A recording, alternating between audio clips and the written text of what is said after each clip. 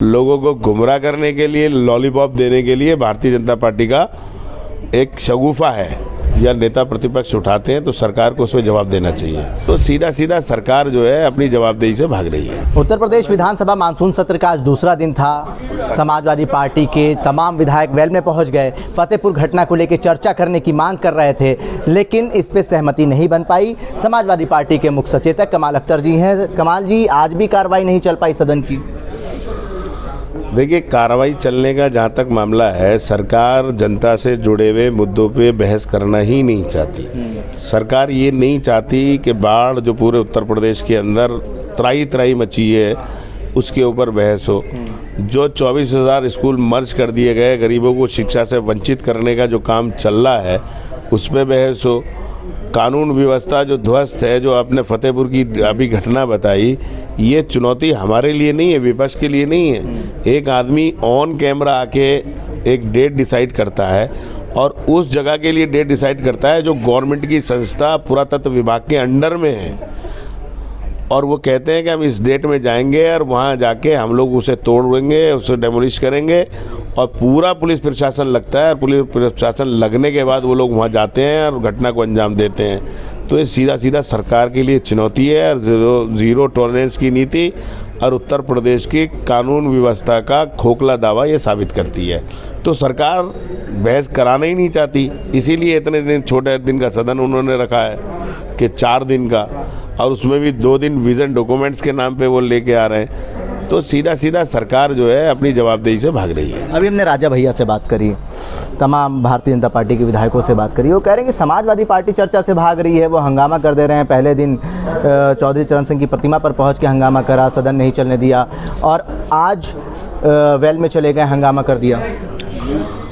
देखिए, मेरा कहना ये है कि जब कोई मुद्दा हम लोग उठाते हैं या नेता प्रतिपक्ष उठाते हैं तो सरकार को उसमें जवाब देना चाहिए। अब सरकार नहीं जवाब देगी तो विपक्ष के पास क्या रास्ता बचता है अपना विरोध दर्ज कराने का। हम लगातार मांग कर रहे हैं कि फतेहपुर की घटना में आप नाम पढ़ रहे हैं तो उन्हें रोक दिया जाता है, और नाम नहीं पढ़ते हैं तो आप बताएं फतेहपुर की घटना के अंदर कौन कौन दोषी हैं, किन लोगों ने वहाँ पे टाइम दिया, किन लोगों ने वहाँ भीड़ को बुलाया, किन लोगों ने उस घटना को अंजाम दिया। तो सरकार जवाब ही नहीं देना चाहती, तो विपक्ष के पास कौन सा रास्ता बचता है। आप लोग लगातार ये आरोप लगा रहे थे जो मानसून सत्र का समय सीमा है वो काफ़ी कम है। कल से 24 घंटे विधानसभा की कार्रवाई होगी, 2047 की विज़न पे चर्चा होगी, डॉक्यूमेंट पेश करे जाएंगे। कैसे देखते हैं 2047 की विज़न पे चर्चा को? अब मेरे पास तो गारंटी नहीं है मैं 2047 तक जिंदा रहूँगा नहीं रहूँगा। अब शायद बीजेपी वालों के पास, सबके पास गारंटी है कि 2047 तक सब लोग जिंदा रहेंगे। मैसेज देना चाहते 2047 तक हम रहेंगे। क्या कह रहा हूँ भाई, आपने एक विजन डॉक्यूमेंट दिया था 2022 में, एक विजन डॉक्यूमेंट दिया था 2017 में। आपने 10 साल आपको जनता ने यहाँ 7-8 साल मौका दे दिया, 2 साल अभी आपके पास बचे हैं। आपने कहा था कि हम बच्चियों को स्कूटी देंगे, पूरे उत्तर प्रदेश में एक बच्ची का नाम बताओ जिसे स्कूटी मिली हो। आपने कहा था कि हम 5 साल मतलब जितने भी पद खाली हैं 90 दिन के अंदर हम सारे पद वैकेंसी निकाल के भर देंगे। क्या सारे भर्ती हो गई? क्या शिक्षा विभाग में सारी भर्ती हो गई? माध्यमिक शिक्षा में भर्ती हो गई? क्या सिंचाई में भर्ती हो गई? नगर विकास में भर्ती हो गई? कोई भर्ती नहीं हुई। बेरोजगारी चरम पे है। आप मुझे बताइए, उन्होंने अपने उस डॉक्यूमेंट्स के अंदर कहा था कि हम शिक्षा मित्र संकल्प पत्र, वो विजन डॉक्यूमेंट्स ही है भाई। उन्होंने कहा था कि हम हर घर में एक आदमी को रोजगार देंगे। आप पूछो तुम्हारे घर में किसी को मिला हो नहीं मिला हो, शायद पकौड़े वकौड़े तलने का मिल गया हो या उन्होंने दुकान खोल ली तो बात अलग है। तो मेरा कहने का मतलब ये है कि जब आप 2022 और 17 को पूरा नहीं कर पा रहे तो 47 की बात अभी कहाँ कर रहे हो। तो ये सिर्फ लोगों का ध्यान भटकाने के लिए, लोगों को गुमराह करने के लिए, लॉलीपॉप देने के लिए भारतीय जनता पार्टी का एक शगुफा है। और अगर आपको करना भी था, चर्चा करनी भी थी, तो आप विशेष सत्र बुला के कर सकते थे।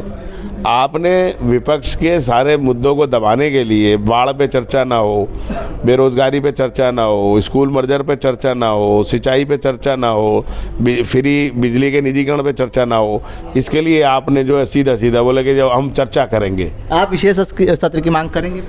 अरे अब बिल्कुल बुलाना चाहिए। इस सत्र का टाइम बढ़ा के कम से कम 10 दिन करना चाहिए यार। उसके लिए सरकार 47 किया, आगे तक 2000 मतलब 80 तक का वो ले ले विजन, तो लेकिन उसके लिए विशेष सत्र तो बुलाए, विशेष सत्र बुला के अब उनको तो 50 साल की गारंटी मिली हुई है, तो अगले 50 साल में चर्चा करें वो लोग। जो क्वेश्चन रह गए हैं आज भी क्वेश्चन आवर में नहीं हो पाए, तमाम जनमानस के मुद्दे रह गए हैं, बड़ी समस्या है, ये चर्चा होनी चाहिए थी इस पर। मैं तो ऐसा लगता है कि जैसे हम लोग नगर निगम की या नगर पालिका की बैठक में जा रहे हैं, हम लोग सदन के नाम पे खाना पूर्ति हो रही है। आप मुझे बताइए, उत्तर प्रदेश का इतना बड़ा ज़िला है उत्तर प्रदेश, उत्तर प्रदेश इतना बड़ा प्रांत है, सब देश का सबसे बड़ा प्रांत है।